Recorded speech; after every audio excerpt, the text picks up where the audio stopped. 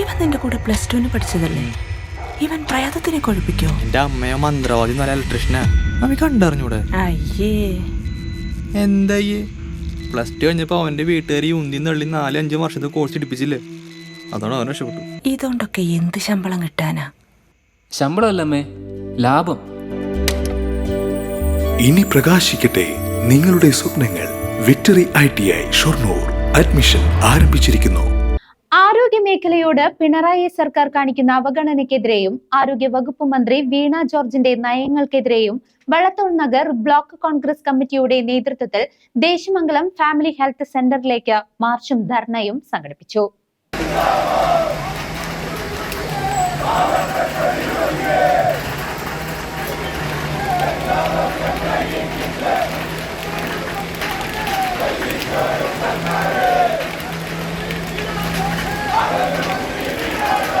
ആരോഗ്യ മേഖലയോട് പിണറായി സർക്കാർ കാണിക്കുന്ന അവഗണനയ്ക്കെതിരെയും ആരോഗ്യമന്ത്രിയുടെ അഹന്തയ്ക്കെതിരെയും വള്ളത്തോൾ നഗർ ബ്ലോക്ക് കോൺഗ്രസ് കമ്മിറ്റിയുടെ നേതൃത്വത്തിൽ ദേശമംഗലം ഫാമിലി ഹെൽത്ത് സെന്ററിലേക്ക് മാർച്ചും ധർണയും നടത്തി.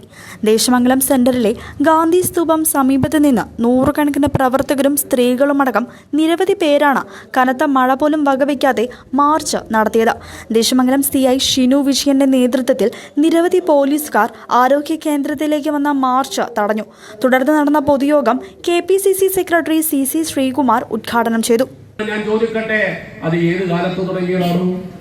കേരളത്തിന്റെ ആരോഗ്യ രംഗം മാത്രമല്ല, കേരളത്തിന്റെ പൊതുവിദ്യാഭ്യാസ രംഗവും കേരളത്തിന്റെ പൊതു ആരോഗ്യ രംഗവും അത് ലോകത്ത് തന്നെ നമ്പർ 1 ആണ്. പ്രാഥമിക വിദ്യാഭ്യാസ രംഗത്ത് കേരളം വൻ മുന്നേറ്റമാണ് നടത്തിയിട്ടുള്ളത്. അത് കേരളം ഇന്നോളം വരെ ഭരിച്ച രാഷ്ട്രീയ പാർട്ടികളുടെ നേട്ടമായിരുന്നെങ്കിൽ കേരളം ഇക്കാലം അത്രയും ഭരിച്ച ഇടതുപക്ഷ ജനാധിപത്യ മുന്നണി നേതൃത്വം കൊടുക്കുന്ന CPM ഭരിക്കുന്ന ബംഗാളിലെ അവസ്ഥ പരിശോധിക്കുക. നിങ്ങളുടെ രാഷ്ട്രീയ തീരുമാനത്തിന്റെ ഭാഗമായിട്ടാണ് കേരളം പൊതുവിദ്യാഭ്യാസ രംഗത്തും പൊതു ആരോഗ്യ രംഗത്തും മുന്നേറിയതെങ്കിൽ എന്റെ മുന്നേറ്റം 36 കൊല്ലം ഭരിച്ച ബംഗാളിൽ കണ്ടില്ലല്ലോ. ഇതാണ് പ്രിയമുള്ളവരെ സത്യം.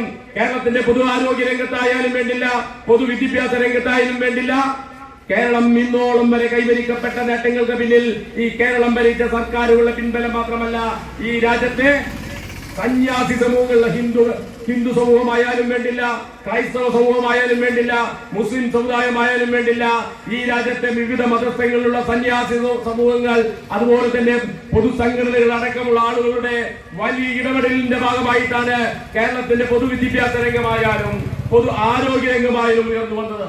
ഇവിടെ തർക്കമെന്താ?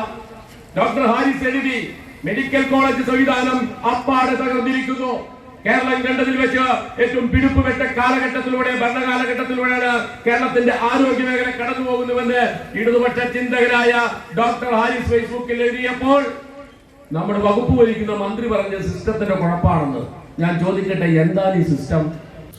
Block Congress president PI Shanavas അധ്യക്ഷത വഹിച്ചു. DCC മെമ്പർ TM കൃഷ്ണൻ, മറ്റു കോൺഗ്രസ് നേതാക്കളായ PS ലക്ഷ്മണൻ, മായ Udayan, M Manjula, NK Prakashan, MV Sulaiman, Muhammad Iqbal, KC Sivadasan, Rajan വെട്ടത്ത്, മുസ്തഫ കിള്ളിമംഗലം, K പ്രേമൻ, മുസ്തഫ വരവൂർ തുടങ്ങിയവർ സംസാരിച്ചു. കോൺഗ്രസ് ദേശമംഗലം പ്രസിഡന്റ് മഹേഷ് വെളുത്തേടത്ത് സ്വാഗതവും കോൺഗ്രസ് നേതാവ് ഷഹീർ ദേശമംഗലം നന്ദിയും പറഞ്ഞു. ഭാഗ്യം കൊണ്ട് ആളില്ലാത്ത കെട്ടിടമാണ് തകർന്നു വീഴുന്നത്. ഇവിടുത്തെ ആളുകളെ പൊട്ടന്മാരാക്കുന്ന പരിപാടി ഈ മന്ത്രി കുറെ കാലമായി ഈ അഭിനയം തുടങ്ങിയിട്ട്. അന്ന് ADMന്റെ മരണത്തിൽ കണ്ണൂർ വെച്ച് കണ്ണൂർ ജില്ലാ പഞ്ചായത്ത് പ്രസിഡന്റിന്റെ ഭീഷണിക്ക് മുന്നിൽ പിടിച്ചു നിൽക്കാൻ കഴിയാത്ത ഉദ്യോഗസ്ഥൻ അദ്ദേഹം ആത്മഹത്യ ചെയ്തെന്നാണ് പറയുന്നത്. പക്ഷേ അത് കൊലപാതകമാണെന്നുള്ള കാര്യത്തിൽ സംശയമൊന്നുമില്ല. അദ്ദേഹത്തിന്റെ ഭൗതിക ശരീരം വീട്ടിൽ കൊണ്ടുവന്നപ്പോ എന്തായിരുന്നു ആക്ടിങ്? വീണ ജോർജിന്റെ ആക്ടിങ് എന്തായിരുന്നു? വീണ ജോർജ് എന്താ കരുതിയിരിക്കുന്നത്? വീണ ജോർജ് തിരക്കില്ല.